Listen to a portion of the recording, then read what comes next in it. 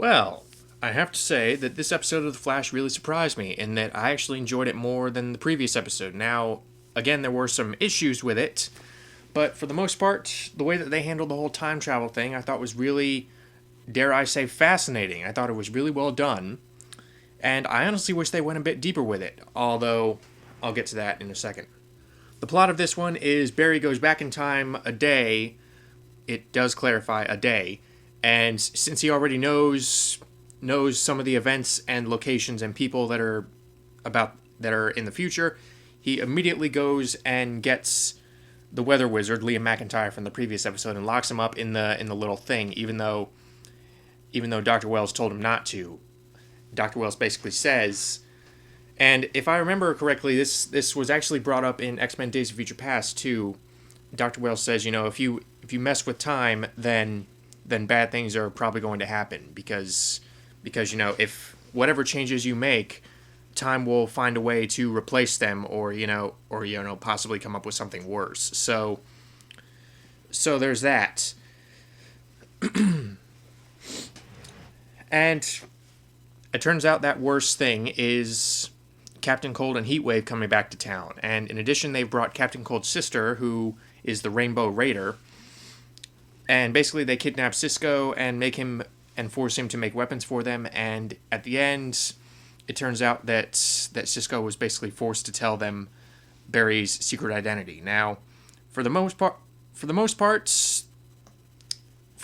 thought this episode was very solid. And getting back to the whole fascinating comment, I actually found it really intriguing how they were able to visit key events and even touch on some of the themes of the previous episode, but actually do it in a really fresh and new way. For instance, Dr. Wells actually killed Cisco in the previous episode, but that's undone now. And basically, at the end of the episode, he brings him down to the same location where he killed him in the previous episode, and they even repeat some of the same dialogue. But instead he actually takes this opportunity to sort of reaffirm Cisco's faith in him to the point where he doesn't actually have to kill him, but instead he goes and kills the journalist guy who was looking into the Simon Stagg murder or Simon Stagg disappearance. So I actually found that pretty fascinating, and Barry takes this opportunity, considering how he revealed his identity to Iris and kissed her at the end of the previous episode. He thinks, oh well, that must be a surefire way of knowing that Iris definitely has feelings for me. So I'll just go to her and ask her to dinner or to lunch, and basically just pour it all out there. So he does, and it doesn't go very well. In fact, Iris basically rejects him again and says, why do you keep making me the bad guy? I mean, we can't keep doing this. And Eddie even says, stay away from Iris. So basically he goes to Dr. Wells and he's like, what happened? And Dr. Wells says, maybe in whatever future event that event, whatever future circumstance prompted Iris to pour her feelings out to you must not be present in this new timeline that you've essentially created. So it might not play out the same way. So again, really fascinating stuff. However, if I had to pick one thing I had an issue with in regards to how they tackled this issue of time travel is, they really stick hard to this theory, and keep in mind it is a theory of, even if you change something in the timeline, it will actually sort of correct itself without necessarily you knowing. It will actually correct itself by having something else essentially fill the void. And basically that was something that was brought up in X-Men Days of Future Past, but it's not like it wasn't like it was set in stone. It wasn't like it was a definite rule. And my issue is that this episode essentially treated it like a definite rule, like there was no deviation from this. This is what was going to happen.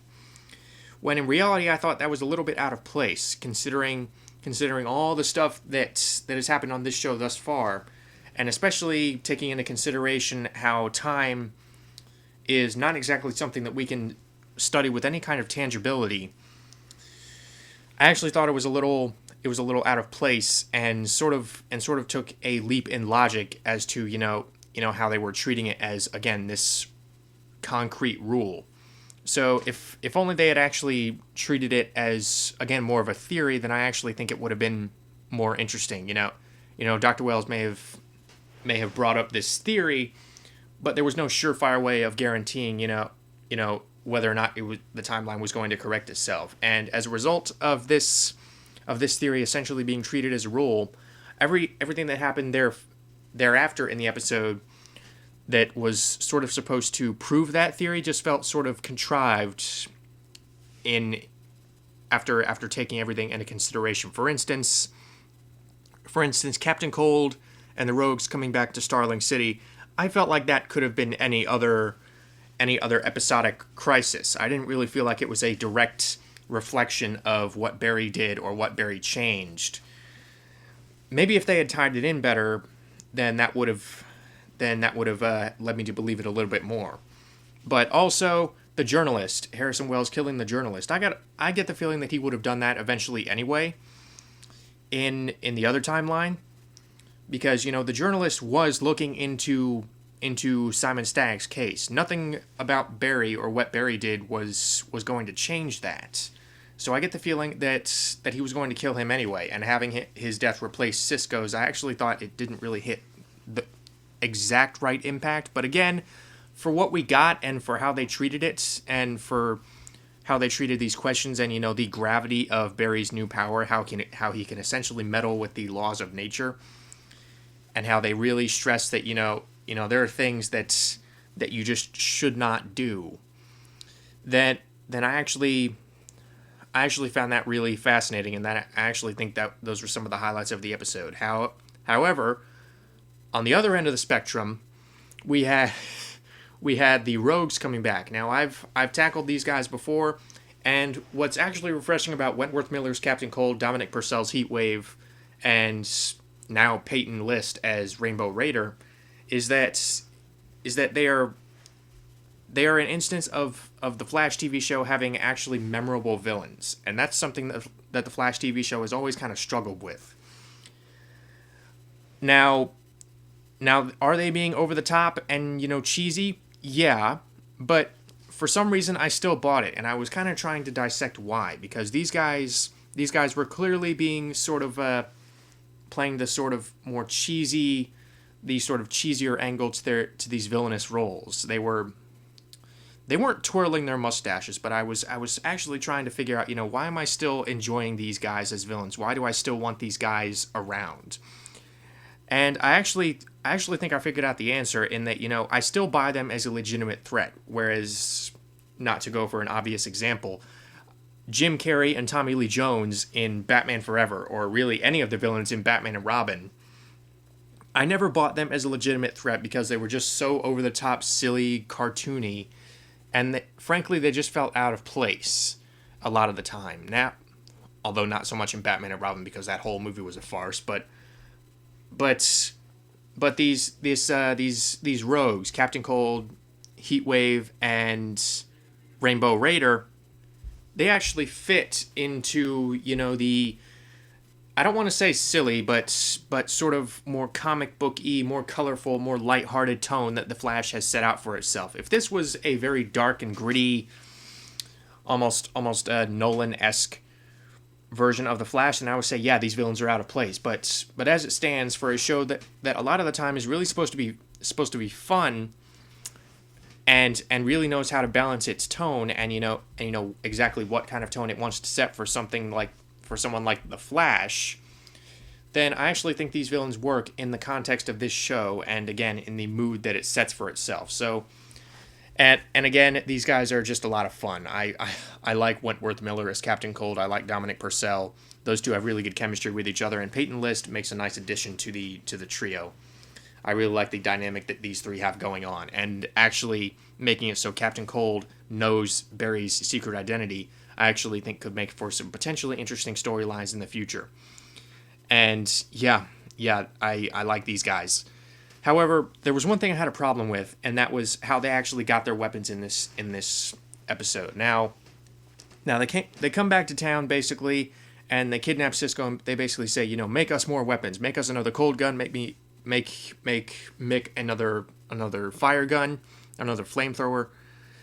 And Cisco does this, and already I'm kind of like, okay, where did he get the materials for this? How did he do this on such short notice? You'd think this would take a while, but okay, this is comic book logic.